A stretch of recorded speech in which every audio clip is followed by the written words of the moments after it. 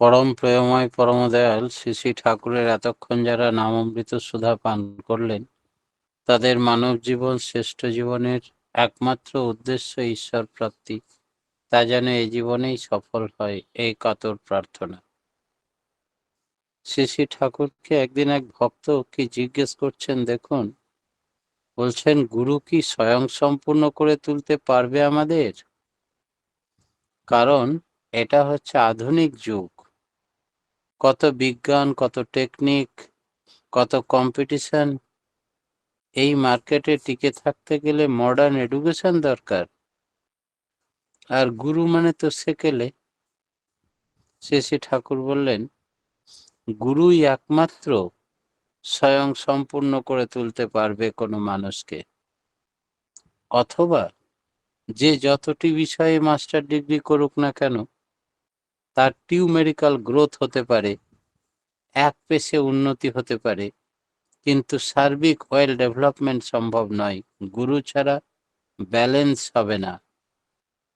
তাই আমাদের সমতা বজায় থাকবে না। সেই জন্যে প্রবৃত্তি সংকুল মানুষ প্রবৃত্তিকে খুশি করতে গিয়ে প্রবৃত্তি ঘাড় ধরে যা করাবে সে তাতেই লিপ্ত হবে, যাতে করে সে নিজের ভুল ত্রুটিও বুঝতে পারবে না এবং ভূতের মতো সেই দিকে এগিয়ে যাবে, নিজে লাস্টে গর্তে ডুবে মারা যাবে। এইটি হয় ইষ্টবিহীন যার চলন, টুকরো মিতেই তার মরণ। তার কারণ সে বিবেক বুদ্ধি জ্ঞান শূন্য হয়ে শুধু প্রবৃত্তির পিছনে ধাওয়া করে। মানুষের স্বাভাবিক একটা ঝোঁক আছে, বিশেষ করে আধুনিক শিক্ষা ব্যবস্থায়, যে লট অফ মানি কালেকশনের কাজে তাকে নিযুক্ত করে দাও। শান্তি শৃঙ্খলা বৈশিষ্ট্যকে বিসর্জন দিয়েও সে মনপ্রাণে চেষ্টা করে how to snatch the money. আর এই অর্থের কাঁড়ি কাঁড়ি জোগাড় করে সে যে একটি টাকাও নিয়ে যেতে পারবে না, সবটাই তার বিফলে যাবে, সেই বিবেক বৈরাগ্য চেতনার অভাব। যদি সে গুরুকে না ধরে, তবে সেই চেতনা জাগবে না। সেই জন্যে এই গুরুই পারবে স্বয়ং সম্পূর্ণ করে তুলতে। আমরা পৌরাণিক ইতিহাস যদি লক্ষ্য করি, আরুণির গল্প আমরা জানি। আরুণি কি করেছিল, গুরুর আদেশ পালন করতে গিয়ে মাঠে জল পেরিয়ে যাচ্ছিল, আলে মাটি দিয়েও বাঁধ দিয়েও সেই জলের স্রোতকে আটকাতে পারছিল না। গুরুর জল যদি জমির জল সব শেষ হয়ে যায়, তবে ধান গাছগুলো মারা যাবে। সেই জন্যে লাস্টে আর মাটি না পেয়ে, সামলাতে না পেরে, নিজেই কাত মেরে শুয়ে পড়েছে আলের উপরে, যাতে করে জলকে রোধ করা যায়, আটকানো যায়। যখন সন্ধে হয়ে গেছে, গুরু ভো আরুণী করে চিৎকার করতে করতে যখন মাঠের মধ্যে খুঁজছে, তখন আরুণী শুয়ে শুয়ে সাড়া দিচ্ছে, গুরুদেব আমি এইখানে। তখন বলে, তুমি এখানে কি করছো, শুয়ে আছো কেন জল কাদার উপরে?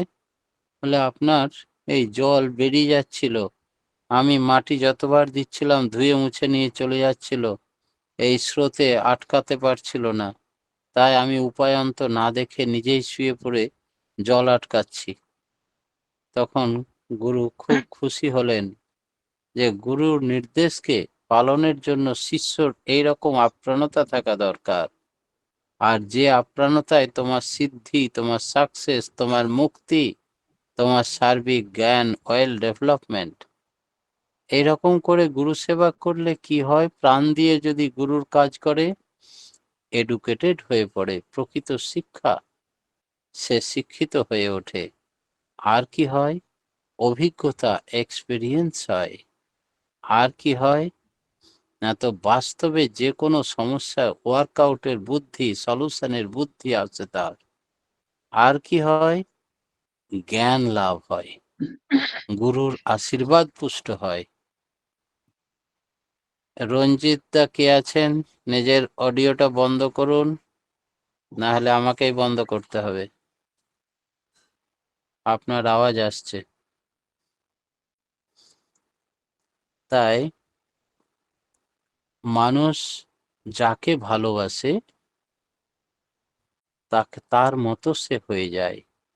তাই গুরুর যে গুরুত্ব, যে গুণ, সমস্ত সেই শিষ্যের মধ্যে ইম্পার্ট করে।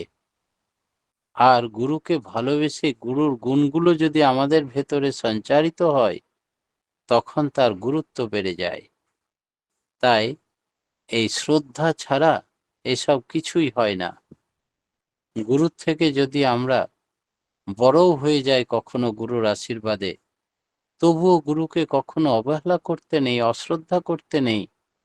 জীবনে চলার পথে যথেষ্ট তাকে শ্রদ্ধা করতে হয়। কিরকম জানেন?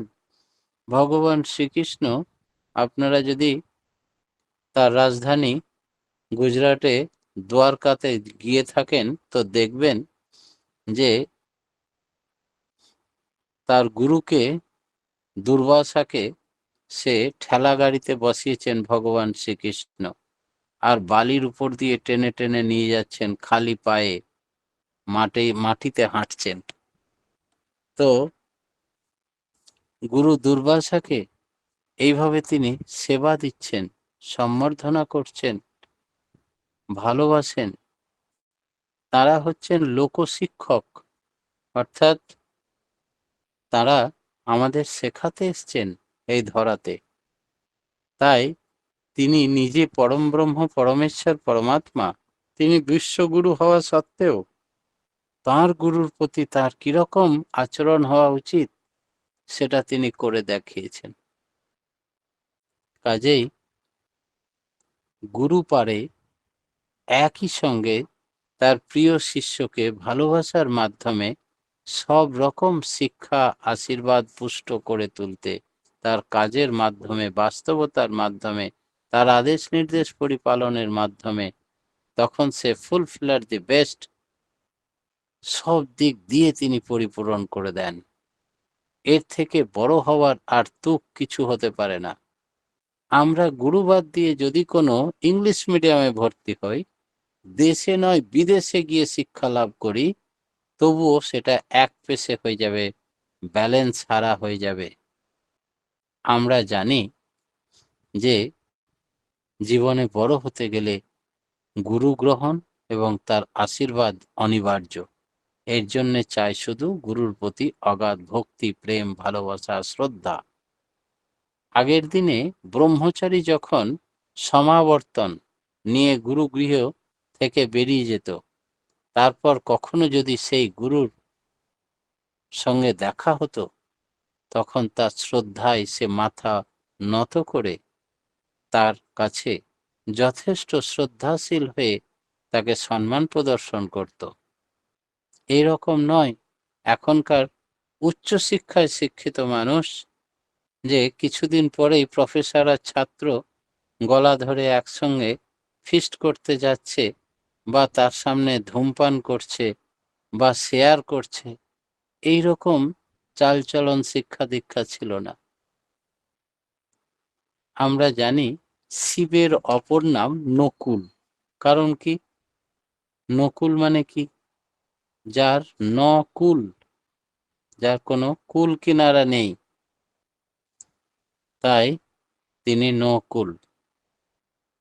যার কোনো কুল কিনারা শুধু নয় তাই নয়, তার লিমিটেশন বা সীমাও নেই, তিনি অসীম, অনন্ত। এই জন্যে গুরু হচ্ছেন সত্যম, শিবম, সুন্দরমের প্রতীক। অর্থাৎ এই তিনে মিলি এক, একে মিলি তিন, ব্রহ্মা, বিষ্ণু, মহেশ্বর, এই তিনে মিলি হচ্ছেন গুরু। তাই গুরুর প্রেমের, ভালোবাসার, উদারতার কোনো কুল কিনারা পাওয়া যায় না।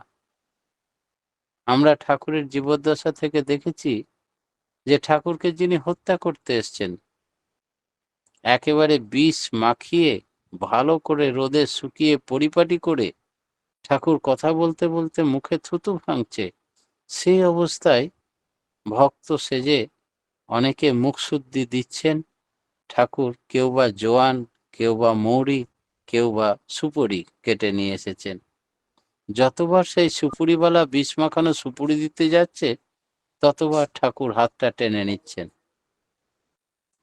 সে যখন 10 বার ফেলিওর হচ্ছে, তখন বাধ্য হয়ে বলছেন, ঠাকুর আপনি যদি দয়া করে, আমি এত যত্ন করে বাড়ি থেকে বানিয়েছি, আমার মুখশুদ্ধি সুপুরিটা একটু খান। পরম দয়াল তিনি চতুর্চূড়ামণি ভগবান। তার সম্বন্ধে মানুষের কোনো ধারণাই নেই তিনি কে। তিনি যখন সে বিষ মাখায় রোদে যত্ন করে রাখে, তখনও তিনি দেখেছেন তার অন্তরেই তিনি থাকেন। সেই জন্যে তাকে আর মুখে বলে কপটতা যাই করুক না কেন, সে তো ধরা পড়ে আছে তার কাছে। তাই তিনি চতুর্চূড়ামণি ভগবান। কি করে ঠকবেন? তিনি যে জন কৃষ্ণ ভজে সে বড় চতুর, বৈষ্ণব শাস্ত্রের কথা। আর তিনি যিনি সবসময় তাঁরই লোকে নাম করে, তিনিই শ্রীকৃষ্ণ, তিনি কি চতুর হবেন না? তাই বলেন, ও তাই, আপনি যত্ন করে বানিয়ে নিয়ে এসেছেন, তাহলে এক কাজ করুন, এই শিষ্যর হাতে একটু দিন। একজনকে বললেন, নে তো, তুই মুখে দিয়ে খা। গুরু নির্দেশ মনে করে সেই শিষ্য হাত বাড়ালেন, আর সেই বিষ মাখানো সুপুরি সেই ভদ্রলোক দিল শিষ্য। সেও আবার পরম ভক্ত সেজে এসেছে। যেই মুখে দেওয়া কিছুক্ষণের মধ্যেই মুখ দিয়ে ফেনা ভাঙতে আরম্ভ করলো, উল্টে পড়ে গেল। তাকে নিয়ে ধর করে একেবারে হসপিটাল। ডাক্তার বহু চিকিৎসার পরে 2 দিন 3 দিন 4 দিন পর তাকে ফিরিয়ে নিয়ে আসা হলো সুস্থ করে। দুর্বল হয়ে গেছে, বিষ উঠেছে। আর একে সব গুরু ভাইরা ধর মার করে তেড়ে ধরেছে, ধরে শক্ত করে একটা খুঁটিতে বেঁধেছে, নিয়ে প্রচন্ড মারবো। ঠাকুরের কানে গেল। ঠাকুর বললেন, না না, করেছিস কি, ওকে ছেড়ে দে। আমি বলছি ওকে ছেড়ে দে। ছেড়ে দেওয়া মাত্রই অনেক ভক্তরা, না ঠাকুর আপনি বললেও ছাড়বো না, আপনাকে প্রাণে হত্যা করতে চেয়েছিল, আর আপনি বলছেন ছেড়ে দে। তিনি যে দয়ার সাগর, তাই তিনি বলছেন একমাত্র তাঁরই নামের আগে ব্যবহার করা হয় পরম প্রেমময় পরম দয়াল। এই কথা, এই বিশ্লেষণ শুধু তাঁরই, এই ধরতির বুকে আর কেউ নেই। তাই তাকে ছেড়ে দেওয়া হলো। আর ছেড়ে দেওয়া শুধু হলো তাই নয়, তিনি প্রাণে বাঁচলেন পাবলিকের মার থেকে। বলেন, আপনি পালিয়ে যান, বাড়িতে চলে যান, নাহলে এরা আপনাকে ছাড়বে না। ঠাকুর তাকে সুযোগ করে দিলেন পালিয়ে যাওয়ার। অনেক দিন কাটে, শুরু হলো তার তুষানল। অনুতাপের অনলে সে জ্বলতে শুরু করলো, বিবেকের কাছে দংশন শুরু হলো। আমি কি জাতের মানুষ? আমি ঠাকুরকে বিষ মাখিয়ে মেরে ফেলতে চাইছিলাম, আর তিনি কি মানুষ যে আমাকে মাফ করে দিলেন? শুধু তাই নয়, পাবলিকের মার থেকে ছাড়িয়ে দিয়ে বললেন বাড়ি পালিয়ে যান। তার দয়ার তুলনা নেই, তাকেই হত্যা করতে চেয়েছি, অথচ তিনি আমার জন্য এতটা করলেন। এই বিবেকের দংশনে খাওয়া ঘুম সব চলে গেল।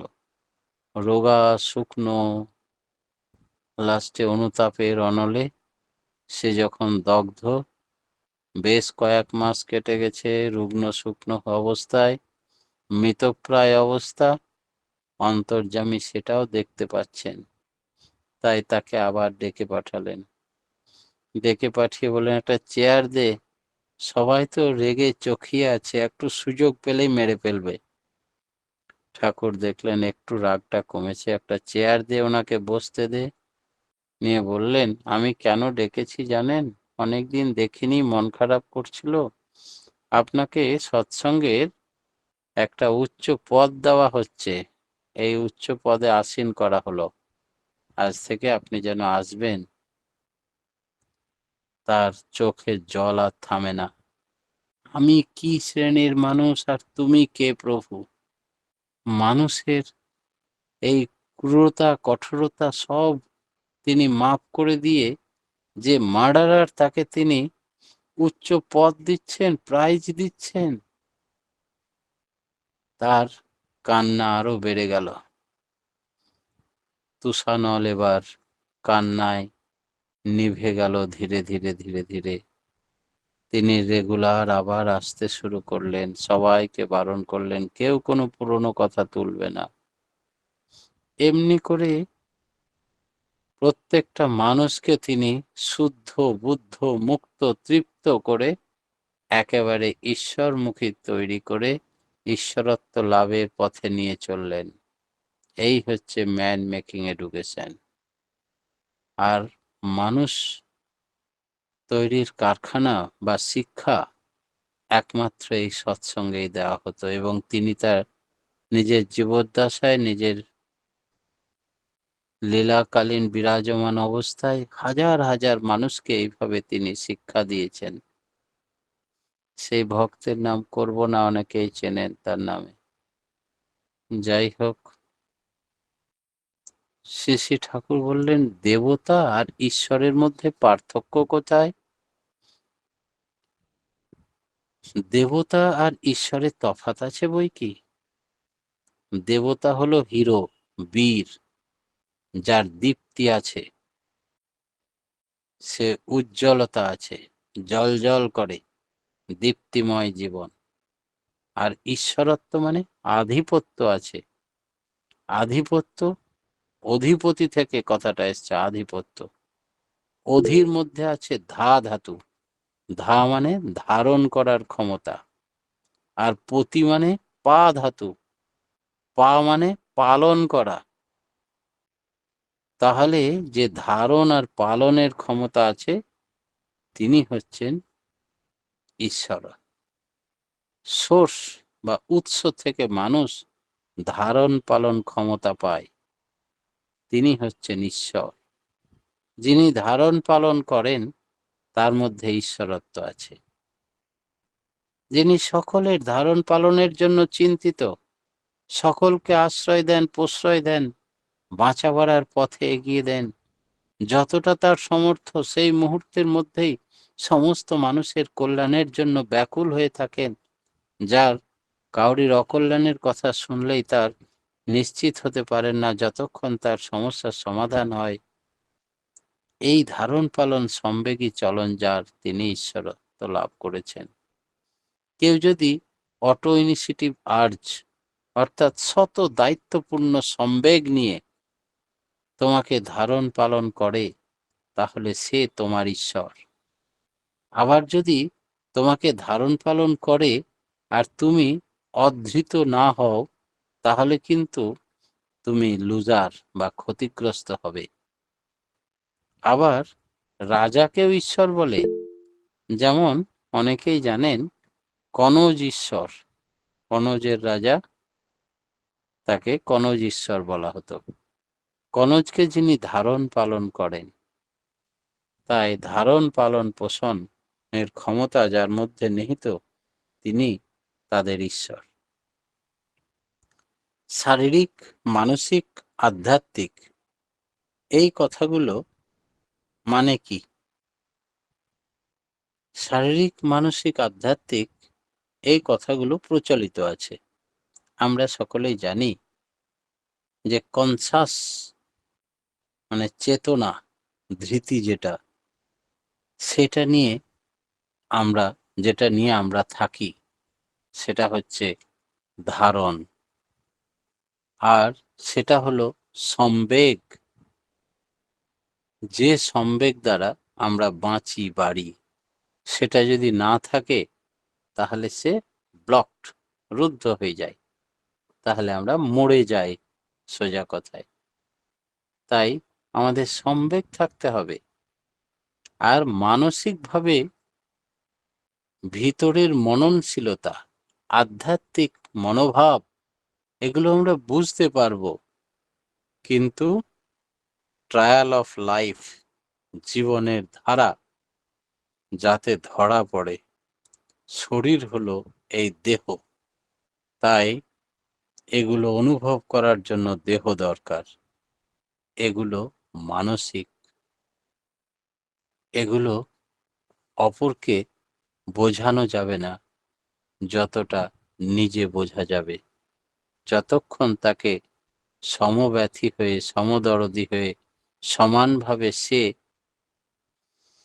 আধ্যাত্মিক চেতনা সম্পন্ন না হবে ততক্ষণ আধ্যাত্মিক সম্বন্ধে তাকে মুখস্থ বলে বোঝানো যাবে না থিওরি দিয়ে। তাই ধর্ম অনুভূতির উপর। সাধারণভাবে আধ্যাত্মিক মানে হচ্ছে ঘটনাবলীর একতানতা। আধ্যাত্মিক হলো অধিযুক্ত আত্মিকতা, যেটা অ্যাচিভ বা অর্জন করা যায়, অর্জন করতে হয়। এই অর্জন করার জন্য চাই অবজারভেশন অ্যান্ড এক্সপিরিয়েন্স, পর্যবেক্ষণ ও অভিজ্ঞতা। এই যে আমরা কথা বলি, কথা বলার পিছনে থাকে একটা বিষয়সমূহের গুচ্ছীকরণ বা কনগ্লোমেরেশন অফ ফ্যাক্ট। এইগুলি নিয়ে যখন চর্চা করি তখন সে বিষয় আমাদের মনে পড়ে যায়, সেটাতে আমরা উদ্দীপ্ত হই। আর এই যখন তখনই সেই বিষয়ে কথা বলছি, সেটাই হচ্ছে অহম, মানে আমি বলছি, এই ভাব। অহং ভাবে মত্ত হয়ে আমরা বলি আমি কাজ করি, আমি দেখি, আমি, আমার, এইসব শব্দগুলো ব্যবহার করি। বাস্তবে আমি কিছুই করি না, সব তিনি। এই ভাবটা এসে গেলে এই অহংযুক্ত কথাগুলো আর সে বলতে চায় না বা মুখ দিয়ে উচ্চারণ হয় না। শ্রী শ্রী বরদা সান্নিধ্যে থাকাকালীন একদিন আমাকে বললেন, যারা দেখবি আমি আমার কথাগুলো খুব ব্যবহার করে, তারা জানবি আধ্যাত্মিক চেতনা সম্পন্ন লোক নয়। কারণ ওটা হচ্ছে অহংয়ের কথা, ওটা হচ্ছে মায়ার কথা, তাদের জগৎ আলাদা। তুই যেন কখনো আমি, আমার এই কথাগুলো ব্যবহার করবি না। সব দিনই খুব যদি বলতেই হয় কোনো কথা প্রকাশের জন্য, তখন বলবি আমরা। তার দয়ায় আমরা এটা করেছিলাম বা করেছি। এমনি করে নিজেকে প্যাসিভ করে রাখবি, লাগবে। এবার ফিরে আসার পরে যখন বাড়িতে বা আমার নিকট আত্মীয় স্বজন কেউ কথায় কথায় খুব অহংকার প্রকাশ করে বলে, আমার এই বাড়িটা দেখেছো, আমি এই কাঠ কিনে এনেছি অমুক থেকে, সেঙ্গুর কাঠ, অমুক কাঠ, তখন আমার মনে হয় যে আচার্যদেবের কথা মতো একদম পরিষ্কার কোন জগতের মানুষ আমরা কে, তার কথাতেই পরিষ্কার হয়ে যায়। এই যে অহংবোধ, এই যে অজ্ঞানতা, এটা যে কোনো মানুষেরই হতে পারে, তার এডুকেশন, শিক্ষা দীক্ষা যাই হোক না কেন। এই আধ্যাত্মিক চেতনাযুক্ত গুরুর প্রতি নর্মাল অ্যাডারেন্সের অভাব এটাই প্রমাণ করে। তাই আমাদের অহংকে বাদ দিতে হবে আধ্যাত্মিকতার জগতে প্রবেশ করতে গেলে। আমরা যে কথা বলি একটু আমি, আমার এই কথাগুলি বাদ দিয়ে সব তুমি, সব তোমার। আমরা ছোটবেলা থেকে যা কিছু এই বিশ্বে ছড়িয়ে আছে, সকলে স্রষ্টাকে পেয়ে গেছি গুরুরূপে, নিজের গুরুরূপে। এতেও যদি আমাদের চেতনা না হয়, তবে আর কোন জন্মে হবে? এইভাবে আদিম বোধ আমাদের নষ্ট হবে। আমাদের প্রত্যেকের ঈশ্বরিত্ব বোধ বা জাগরণ ঘটুক, এই প্রার্থনা জানিয়ে আজকের মতো আমি আমার ক্ষুদ্র বক্তব্য এখানেই শেষ করলাম। জয় গুরু দাদা। আমরা আজকে ঈশ্বরত্ব কি করে লাভ করবো তার আলোচনা দাদা রাখলেন, আমরা সমৃদ্ধ হলাম। গুরুই যে স্বয়ং সম্পূর্ণ করে তুলতে পারবে মানুষকে, তার আপনি আজকে আলোচনা রাখবেন। ইষ্টবিহীন চললে আমাদের অতল গহ্বরে তলিয়ে যাব। যে গুরুকে ধারণ করলে আমাদের চেতনা জাগরণ হয়। আর আরণ্যের গল্প শুনিয়ে আমাদের সমৃদ্ধ করলেন। গুরু সেবা প্রাণ দিয়ে করলে প্রকৃত শিক্ষিত হয়ে ওঠে, আর জ্ঞানবান হয়ে উঠতে পারবো আমরা যদি গুরুকে ধরি। জীবনে বড় হতে গেলে গুরুর প্রতি অগাধ প্রেম, ভক্তি, শ্রদ্ধা থাকা উচিত। গুরু সত্যম শিবম সুন্দরম এর প্রতীক। পরম প্রেমময়, পরম দয়াল তিনি। তিনি আমাদেরকে উচ্চ পদে আসীন করবে যদি শুদ্ধ মনে তাকে দিয়ে চলতে পারি, তাকে নিয়ে চলতে পারি, তার চলনে চলতে পারি। সৎসঙ্গ হচ্ছে মানুষ তৈরির কারখানা। দেবতা যার দীপ্তি আছে, ঈশ্বর যার আধিপত্য আছে, যিনি ধারণ পালন পোষণ করেন, তিনিই ঈশ্বর। আর ধর্ম অনুভূতির উপর, আধ্যাত্মিকতার জন্য অর্জন করতে হয় আমিত্ব, অহংয়ের কথা, অজ্ঞানতার কথা। আপনি এইসব আলোচনা করে আমাদের সমৃদ্ধ করলেন দাদা। আমাদের ঈশ্বর প্রাপ্তির পথ প্রশস্ত করছেন আপনার এই আলোচনার মধ্য দিয়ে। আমরা সমৃদ্ধ হচ্ছি। পরমপিতা রাঙারাতুল চরণে আপনার সার্বিক মঙ্গল প্রার্থনা করি। আপনি আপনার পরিবার পারিপার্শ্বিকের নীরব ইষ্টোচ্ছল জীবন কামনা করি। পরমপিতা রাঙারাতুল চরণে আপনার সুখে শান্তিতে আনন্দে ভরপুর হয়ে থাকুন, এই কাতর প্রার্থনা করি দয়ালে রাঙারাতুল চরণে। জয় গুরু দাদা, ভালো থাকুন এবং সবাইকে ভালো রাখুন। জয় গুরু। জয় এখন গুরু, জয়।